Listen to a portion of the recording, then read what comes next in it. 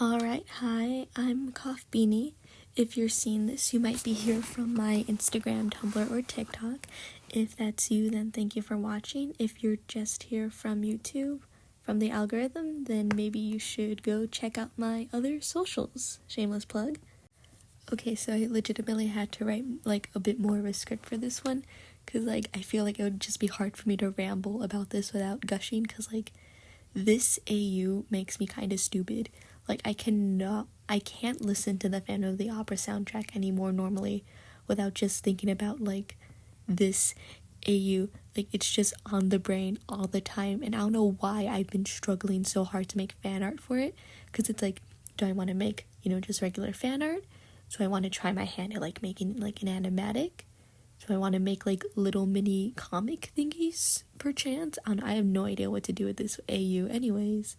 So if you're from my socials, then you've probably seen this before. I've made a few other posts about it. I remember I was just thinking about Marble Hornets a lot. It was just on the brain. I was watching it on loop. I was watching the behind the scenes stuff, the commentaries. I was listening to old Thak podcasts. Marble Hornets was just on the brain all the time.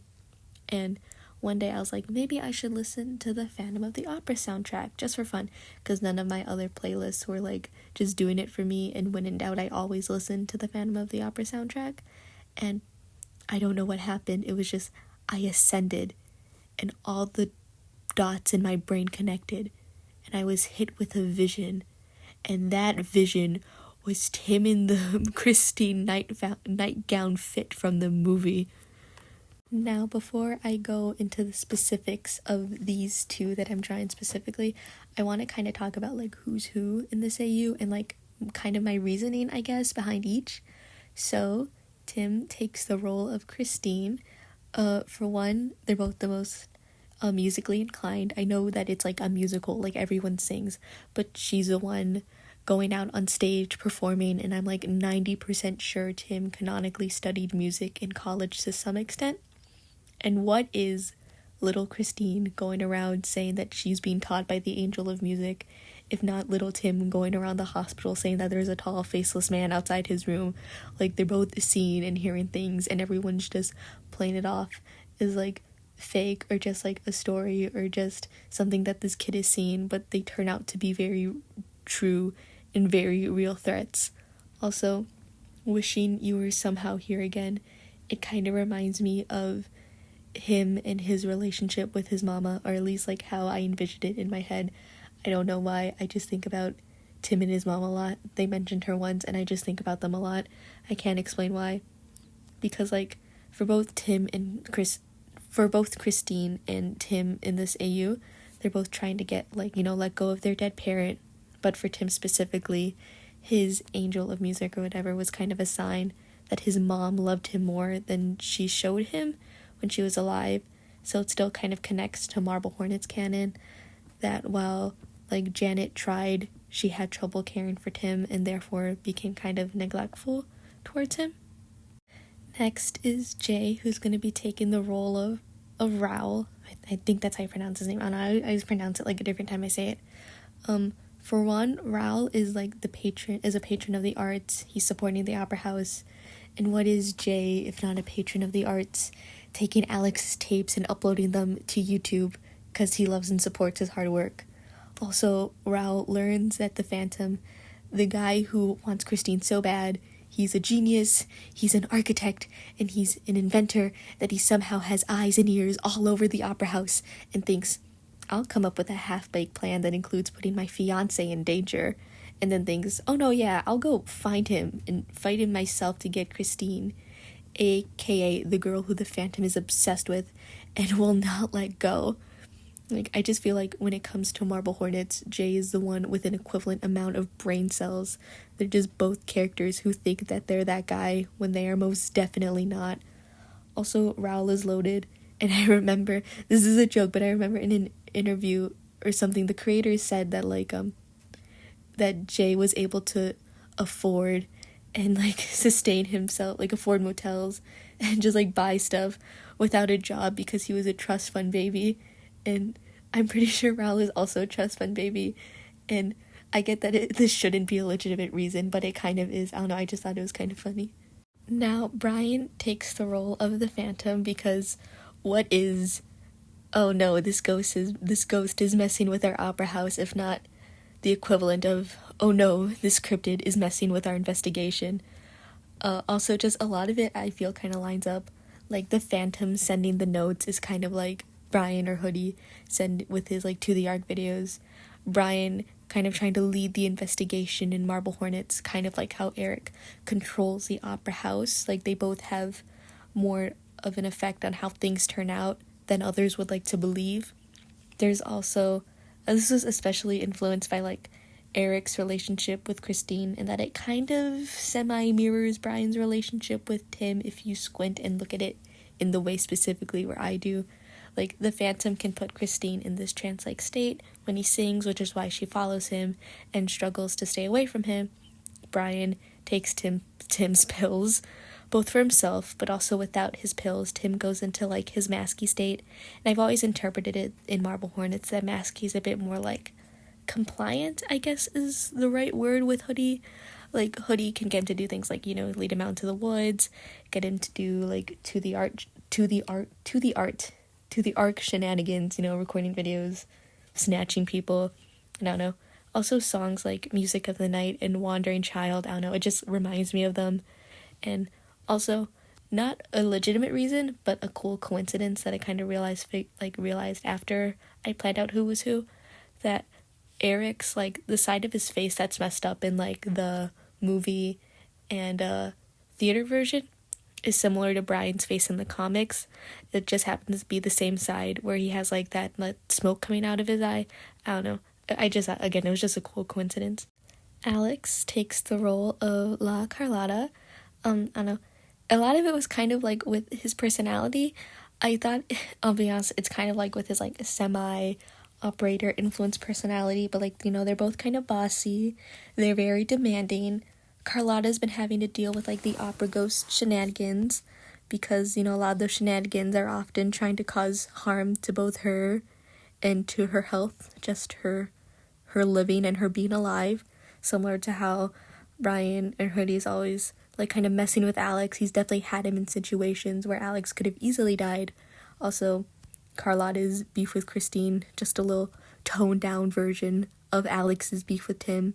This decision was also influenced by people on Instagram. Thank you, Pico Beans. You guys should go check them out. Jessica is going to be taking the role of Madame Giry. Like, Madame Giry is one of the most, like, knowledgeable of, like, the people in the opera house on the Phantom and of, like, the characters that I have loved. I feel like it would make the most sense that she would fit that role.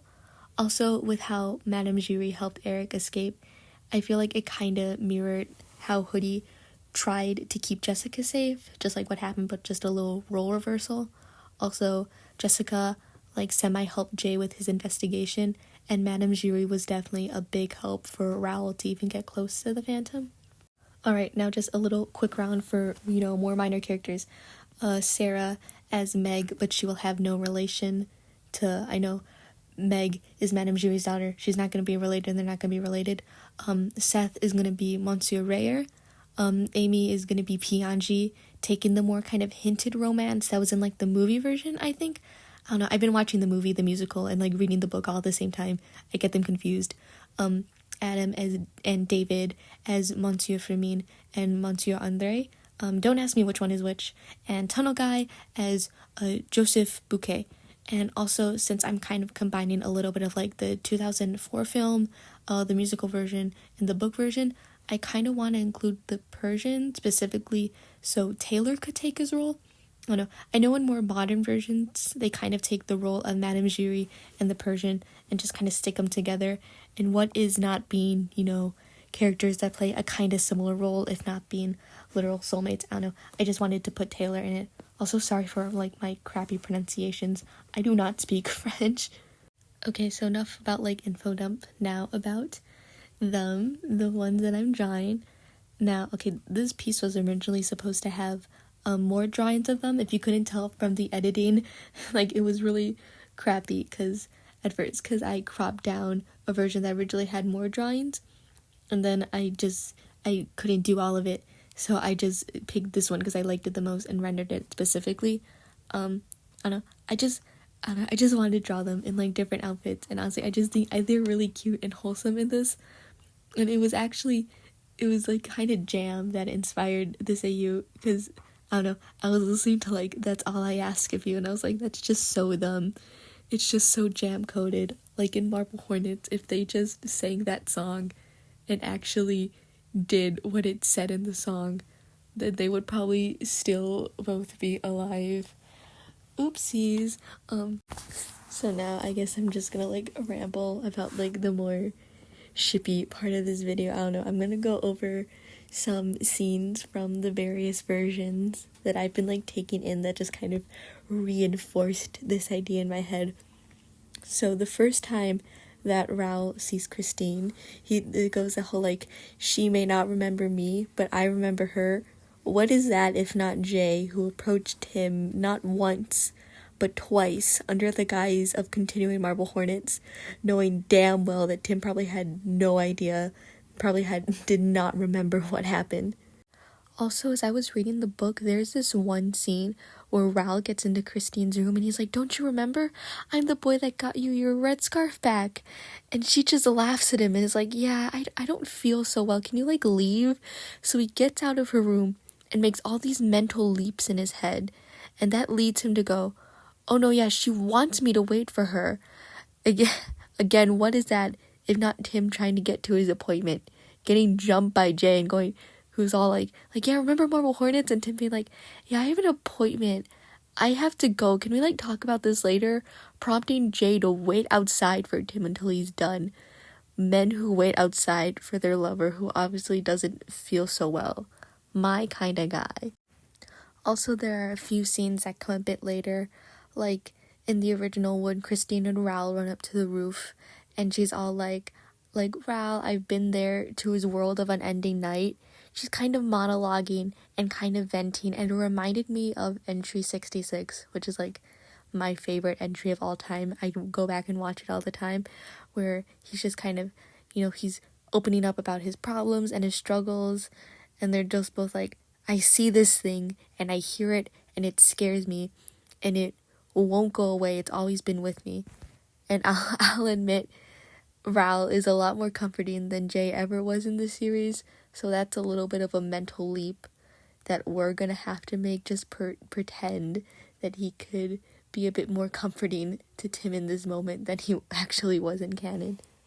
But especially, That's All I Ask of You, like, for the sake of the AU, Tim gets Christine's part and Jay gets Raul's part, but to me, the song is just so, like, jam-coded that it could kind of go, like, either way. Like, some of these lines, like, say you need me with you now and always, promise me that all you say is true, all I want is freedom, a world with no more light, no more night, and you always beside me to hold me and to hide me, let me lead you from your solitude, anywhere you go, let me go too. It's just, it makes me kind of lose it a little bit. And it makes me kind of want to cry. It's so thumb-coded, and I love it so much. Just need to grab something, need to shake it. Also, the fact that they get engaged is cute. Like, their little secret engagement, and Tim, like, wants to keep it a secret, and Jay's all like, why is it a secret? What have we to hide? Yeah, the guy who doxes people on the internet has no concept of privacy and safety. Like, okay, yeah. But even, like, this is also an issue where they don't understand the other. It's like the line where it's like, I can only hope you will understand in time. Like, Tim and Jay especially, like, as the series go on, they communicate less, and they're not saying anything to the other person, but just hoping that they'll understand through their, like, reason and their motives through, like, telepathy or something. I don't know. I feel like, for, like, the most part, the rest of it is just pretty self-explanatory. Like, I just wanted to just cry about them. The whole video, I was like, I'm gonna make a speed paint of this just so I can cry about it, just because, like, when it comes to the event of Phantom of the Opera, I doubt I'm gonna, like, change any of the parts. Like, a lot of it's probably just gonna stay the same, maybe, like, the more I think about it, but I don't know, just because I like this cute and I like this wholesome, so I'm probably just gonna keep it as it is. So that's the end of the video. So if you're still here, Thank you for watching. Go check out my other socials, like I said. Okay, thank you. Goodbye.